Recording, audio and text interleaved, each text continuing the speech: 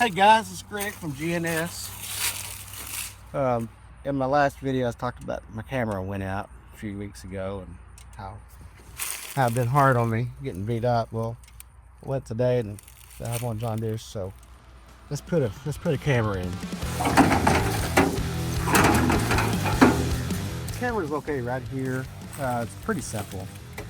For me, the easiest way to do it is just pull this rear grill off. But first, let's open up that little expensive small John Deere box over here and make sure we got the right cart. Let's see what old JD's got for us.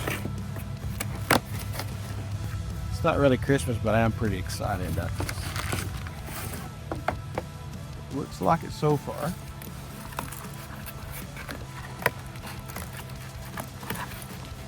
This is a replacement. Now, fellas, there's when you look it up, the original one is like over $600, and this is a replacement for that. It's $417 plus tax. It looks the same, but I think looking at it, I believe this is plastic instead of metal. But for $200, it'll work. All right, you know, it's not like working at a shop at home, but I try to keep a lot of tools with me, because when you're out, you never know what you're going to head to.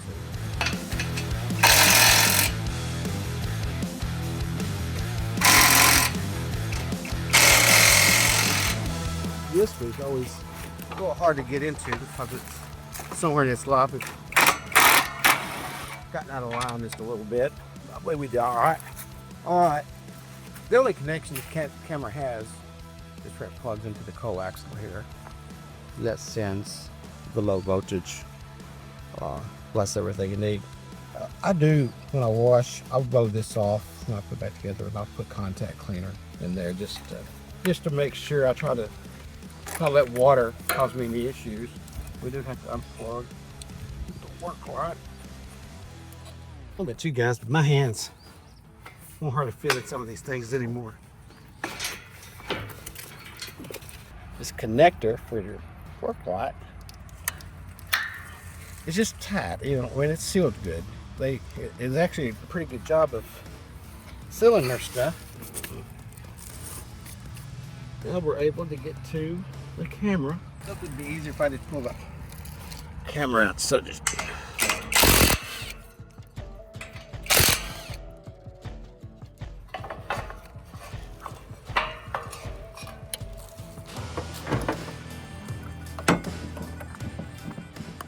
no, I believe it's the same. Yeah.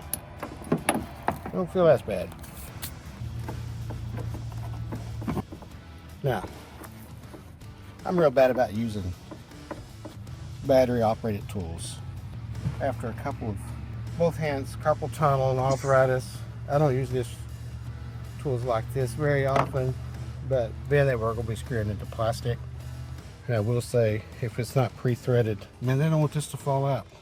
Look at that big old long screw. It's still hanging on there. Now, if it's not pre-threaded, the drill will be coming out.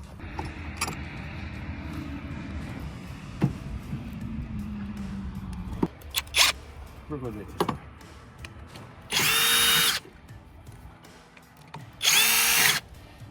We take the bracket off the old camera. And hold on, let's just use these screws. We're out back on like we took off. These screws, if I didn't say it before, these screws are about an inch longer than they need to be, but they are stainless steel. All right, and just reverse the process the correct way.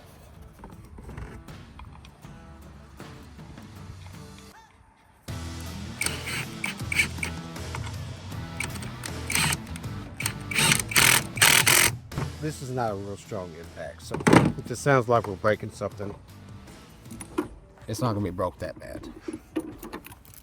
All right, let's get this. Erase everything I just did. Put the camera back in.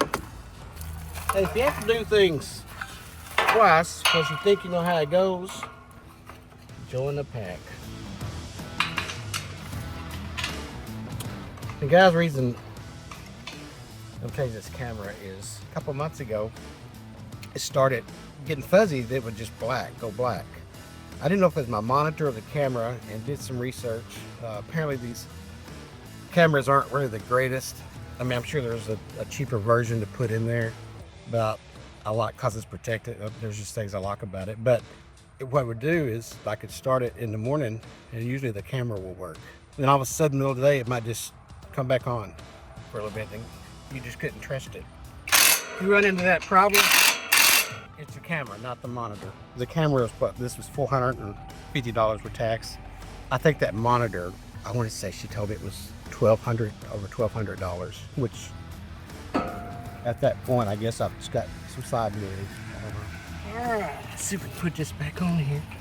I had my air compressor here. This would be a good time to blow this all out. It's pretty clean. It has been dusty here in Arkansas. I can see where I've had rocks push up through. We've had rock piles on this house build. I can see where rocks has been coming through the grill. I do have a pinhole in that radiator that I noticed. I put pressure on it. I don't have to add anything to it. I did put some bars leak. I bottled that in there several weeks ago.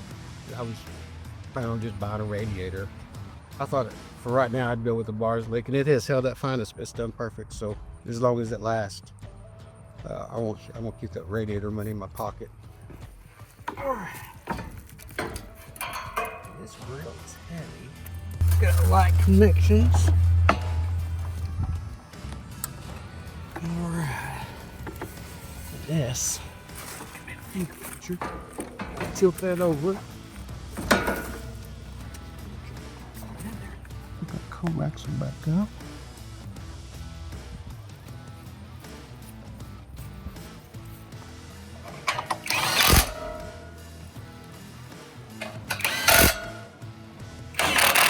Those bottom screws, for banging in stuff, it has been pushed back. I've straightened it a few times, but it gets a little tighter before I'd like it to. So I feel like almost like I've cut these threads every time.